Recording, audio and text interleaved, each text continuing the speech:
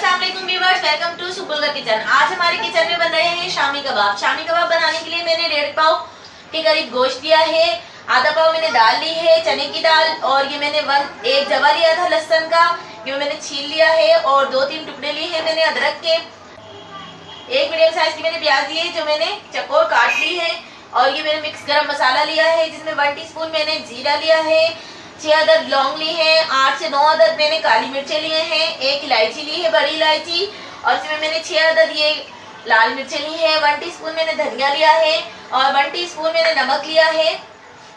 तो चलिए आइए अब हम इसमें पतीली में सारा सामान डाल देते हैं। सबसे पहले हम डालेंगे गोश्त, चने की दाल,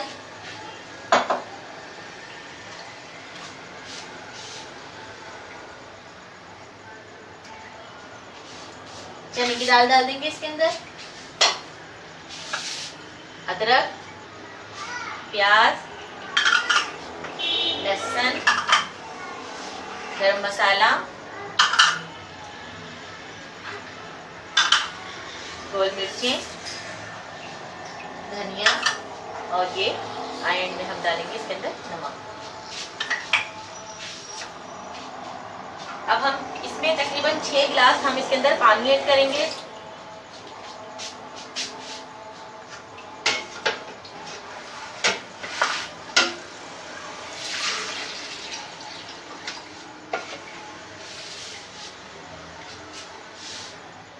छह गिलास हम इसके अंदर पानी ऐड करेंगे।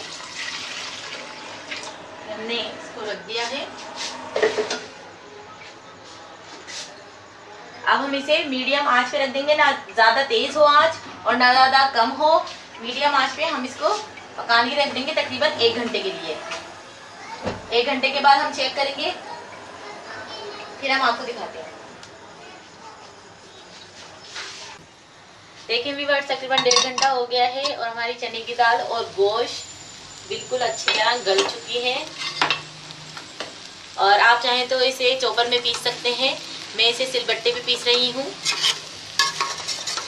ठीक है, मैं इसको सिलबट्टे पे पीसने के लिए जा रही हूँ, फिर आपको मैं दिखाती हूँ। देखिए व्यूअर्स, मैंने इसको पीस लिया है और मैंने इसको सिलबट्टे पे पीसा है। इसमें मैंने 2 टेबल स्पून हरा धनिया और 2 टेबल स्पून पुदीना तोड़ के इसके अंदर मिक्स करके इसको पीस लिया था। अब हम इसमें ऐड कर रहे हैं 1 अदद अंडा, 1 अदद अंडा, और इसके अंदर हम 1/2 टीस्पून ले रहे हैं चाट मसाला। इसको लेके हम अच्छी तरह मिक्स कर लेंगे। देखिए व्यूअर्स, हमने अपने हाथों पे थोड़ा सा ऑयल लगा लिया है और इसको उठा के ऐसे गोल गोल करके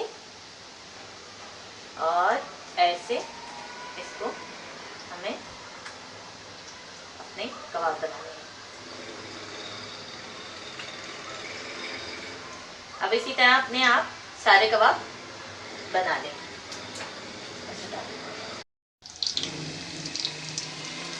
देखिए व्यूअर्स, हमारे शामी कबाब तैयार हो गए हैं। अगर आपको मेरी ये शामी कबाब की रेसिपी अच्छी लगती है तो प्लीज़ हमारे चैनल को लाइक करें, सब्सक्राइब करें, शेयर करें, और हाँ, कमेंट्स करके ज़रूर बताएं कि मैंने ये रेसिपी आप लोगों के साथ शेयर की, आप लोगों को कैसी लगी। अल्लाह हाफिज़।